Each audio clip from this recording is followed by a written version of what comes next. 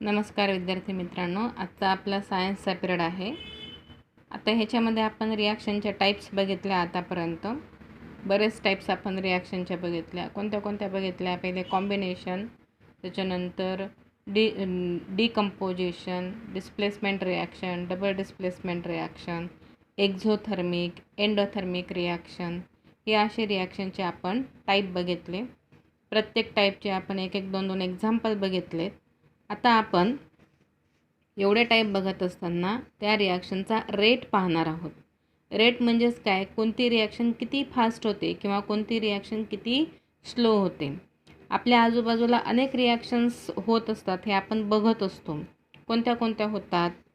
सगळ्यात पहिले तुम्ही घरामध्येच, आपल्या घरातल्या घरातच आपण बघतो, cooking gas starts burning on ignition. Cooking gas जो आहे म्हणजे आपलं घरगुती आपण सिलेंडर जे आहे लावलेलं, त्याला आपण गॅस चालू करतो. Cooking gas starts burning. किती फास्ट स्टार्ट होतो की नाही? आपण लायटरने पेटवलं की गॅस जो आहे तो लगेच बर्न व्हायला सुरुवात होते. It Burns with a blue flame. त्याच्यानंतर आपण आजूबाजूचे जे खडक आहेत, ते खडक जे आहेत ते किंवा मातीपासून तयार झालेले जे खडक आहेत, ती बनण्याची प्रोसेस आहे. त्याच्यानंतर आयर्न आर्टिकल्स अंडरगोज रस्टिंग.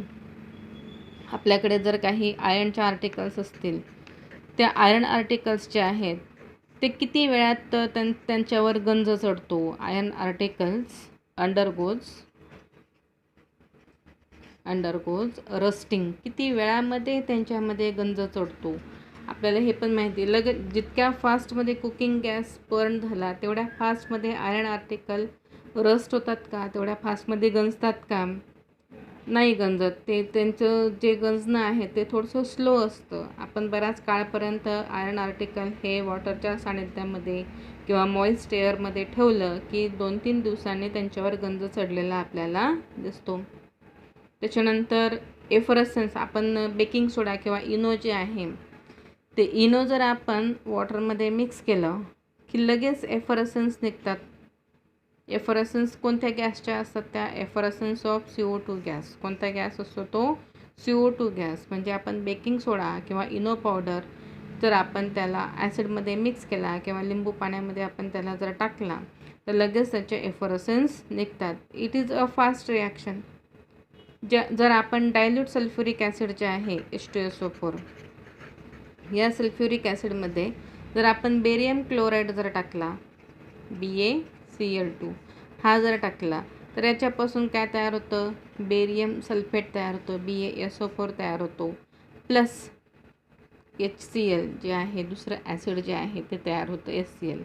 मग हा जो बेरियम सल्फेट आहे हा व्हाईट PPT तयार होतो. काय तयार होतो? हा ह्याच्यामध्ये व्हाईट PPT प्रेसिपिटेट तयार होतो. म्हणजे ह्या ज्या रिॲक्शन आहेत ह्या रिॲक्शन फास्ट आहेत. रिॲक्शन बॅलन्स नाही, मग आपण इथं 2 लिहिला की रिॲक्शन बॅलन्स होते. मग आता याच्यामध्ये आपण जर बघितलं तर काही रिॲक्शन ह्या फास्ट आहेत. कुकिंग गॅस फास्ट रिॲक्शन आहे. आयर्न आर्टिकल्स अंडरगोज रस्टिंग ही स्लो रिॲक्शन आहे.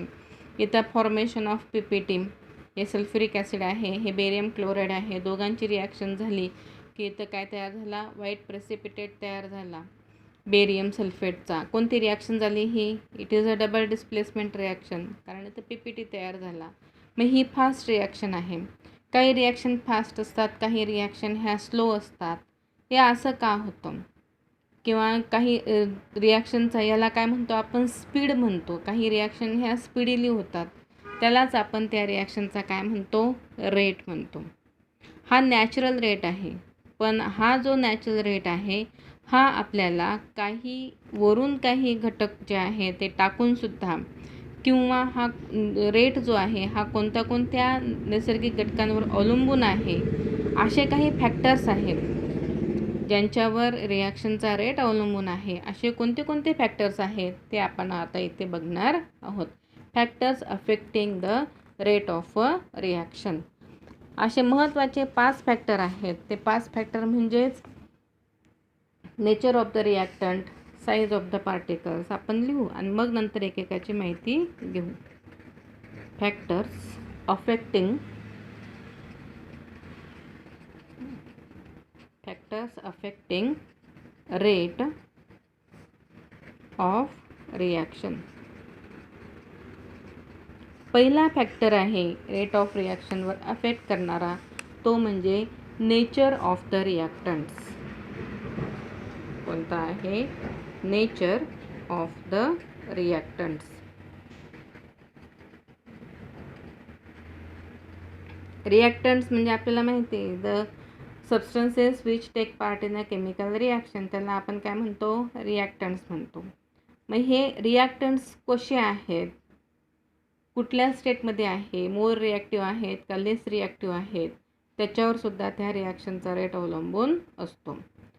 मग आता आपल्याकडे लिस्ट आहेत रिॲक्टिव्ह सबस्टन्सेसपासून तर लेस रिॲक्टिव्ह सबस्टन्सेसपर्यंत. बघा ही लिस्ट मी मागच्याही पिरियडला तुम्हाला एकदा केव्हा तरी दाखवली होती.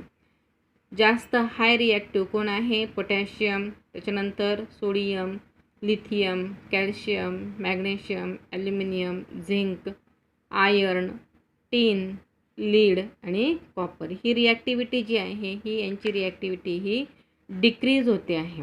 ही जी सिरीज आहे that is according to the decreasing order of their reactivity. मग तो रिॲक्टंट किती रिॲक्टिव्ह आहे त्याच्यावर सुद्धा रिॲक्शनचा रेट अवलंबून आहे. पहिले nature of the reactant means rate of reaction. Rate of reaction depends on nature, that is nature म्हणजेच काय? reactivity of reactants. reactivity of reactants.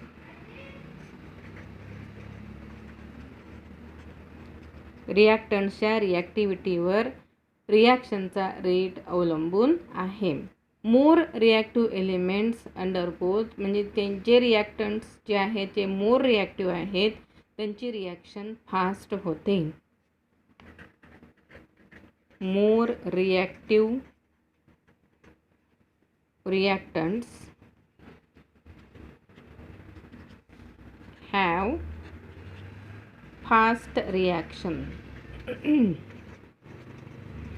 जे मोर रिॲक्टिव्ह असतील त्यांची रिॲक्शन ही फास्ट होते. जे लेस रिॲक्टिव्ह असतील त्यांची रिॲक्शन ही स्लो होते. लेस reactive रिॲक्टंट्स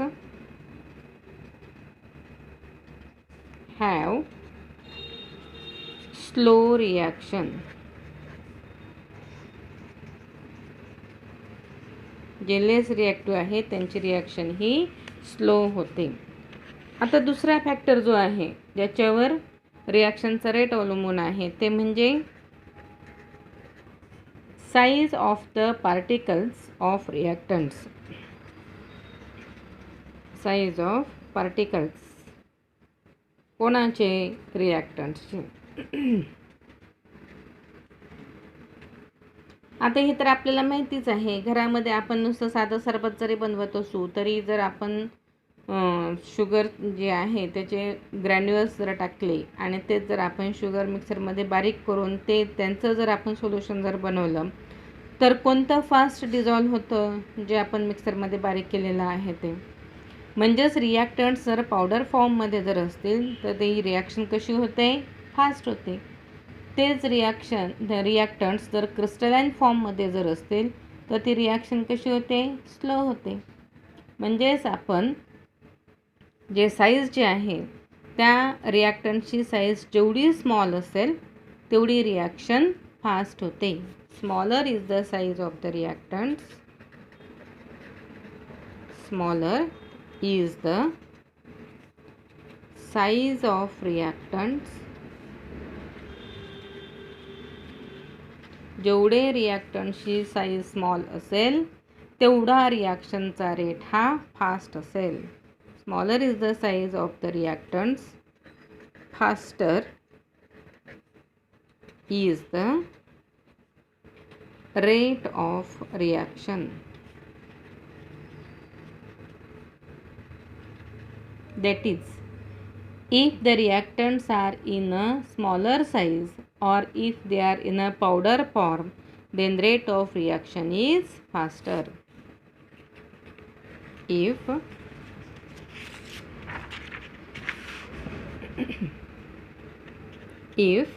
reactants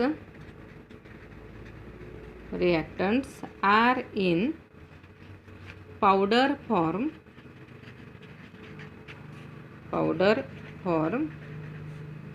then rate of reaction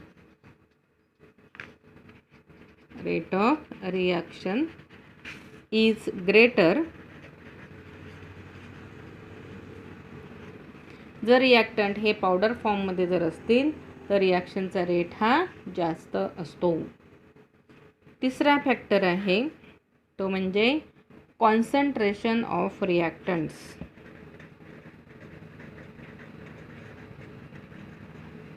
concentration of reactants. आता हे सुद्धा कॉमन आहे, आपल्याला माहिती आहे. डायल्यूट ॲसिड आणि कॉन्सन्ट्रेट ॲसिड दोन्ही जर घेतले तर कोणती रिॲक्शन फास्ट होईल? कॉन्सन्ट्रेट ॲसिडवाली रिॲक्शन जी आहे ती फास्ट होणार. म्हणजेच concentrate acid reacts faster than dilute acid. That is rate of reaction is proportional to the concentration of the reactants. हे तर माहिती आहे आपल्याला. Concentrate acid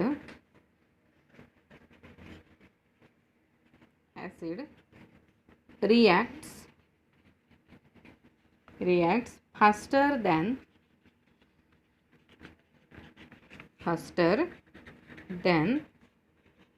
dilute acid. म्हणजेच rate of reaction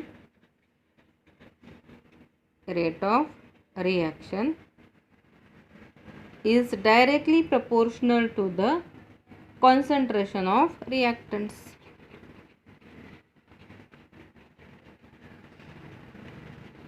Concentration of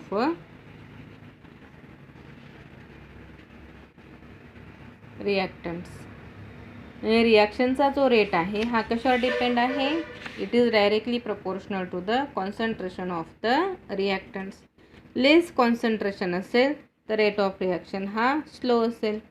दिलेला रिॲक्टंट्स हा मोर कॉन्सन्ट्रेट असेल तर रिॲक्शनचा रेट हा जास्त असेल. अजून 2 प्रकार उरलेले आहेत ते आपण उद्याच्या पिरियडला बघू.